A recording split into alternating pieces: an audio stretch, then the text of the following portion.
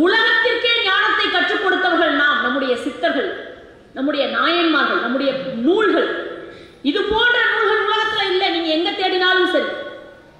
நற்றினை, நல்ல குறுந்தொகை, 500 ஒத்த பதிச்சு 10 ஓங்கு பரிபாடும் கற்றறிந்தார் எட்டும் கலியோடு அகம்புறம் என இத்திரத்தை 8 தொகை 8 தொகை நூல் தான் இருக்காப்பா உங்ககிட்ட அப்படின்னு நம்ம கிட்ட கேட்டா, இல்லப்பா இன்னும் இருக்கு, இந்த 18 நூல் தான் இருக்காப்பா உங்ககிட்ட நம்ம கிட்ட கேட்கறான்னு வைங்க.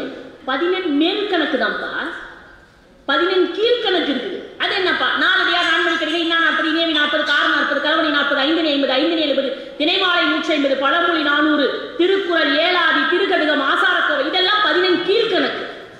சரி, இதோட நூலை முடிச்சிட்டீங்களா? கொஞ்சம் லிஸ்ட் ஏதாவது முடிஞ்சுதா? இன்னும் இருக்குப்பா. 5 பெருங்காப்பியங்கள், சிலப்பதிகாரம், மணிமேகலை, சீவசிந்தாமணி, வளையாபதி, குண்டலகேசி. அதுக்கப்புறம் 5 சிறுங்காப்பியங்கள் அது இருக்கு. சூளாமணி, உதயகுமார் காவியம், நாககுமார காவியம், யசோதர காவியம், இதெல்லாம் 5 சிறுங்காப்பியங்கள். சரி, இதோட முடிச்சிட்டீங்களா? 4000 திவ்ய பிரபந்தம், 12 ஆழ்வார்கள் எழுதின பாசுரங்கள் இருக்கு. சரி, அதுக்கப்புறம் 12 திருமுறைகள் இருக்கு.